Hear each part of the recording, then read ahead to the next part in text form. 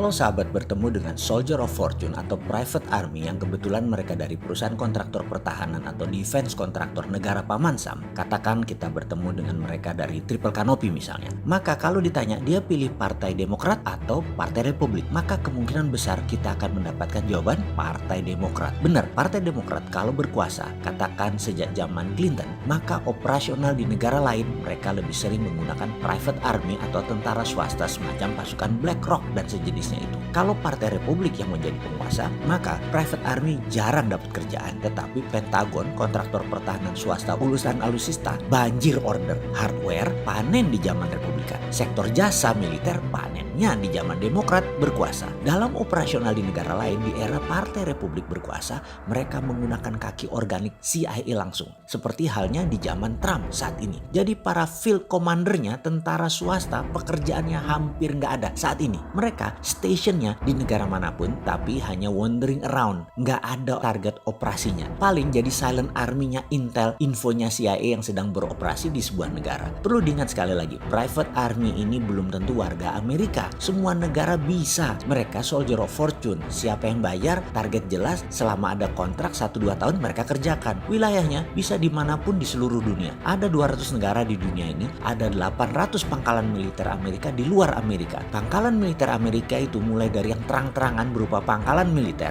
atau floating markas atau banyak lagi modelnya hingga sampai sekedar safe house yang gak jelas lokasinya mereka punya. Jadi kalau menggunakan tentara swasta ini ya bisa saja orang Malaysia yang mereka pakai ya, orang Filipina, orang Singapura beredar di Indonesia bukan bule mata biru karena mereka harus berbaur dengan orang lokal. Kalau bule tak apa ya, cakap Melayu mereka taklah dipakai mereka itu. Jadi peta di setiap negara oleh CIA saat ini dicacah dan dibedah detail, rinci, dan sudah disiapkan counternya kalau negara tersebut nakal. Nah gantian, sehubungan dengan hal tersebut, counter intelijen harus kita mainkan juga. Harusnya kita juga punya untuk nginteli si ontohot Amerika dan si borokokok komunis Tiongkok. Setiap detiknya mereka bergerak harus kita inteli. Seperti misalnya Sabtu minggu kemarin ada peristiwa yang semua pengamat politik luar negeri memperhatikan dengan seksama. Kalau di Indonesia siapa yang memperhatikan saya nggak tahu juga. Mungkin hanya si Bosman ini aja. Jadi ketika pertemuan penting di Hawaii diumumkan hasilnya secara tertutup, menarik juga permainan catur politik tingkat dunia yang sedang dilakukan oleh kedua belah pihak tersebut. Benar-benar tidak terbaca, terutama oleh si Sontoloyo ini yang sama buzzer selalu dibilang anti pemerintah. Padahal mau kasih solusi dan data, tapi keburu takut jadi terkenal anak yatim ini.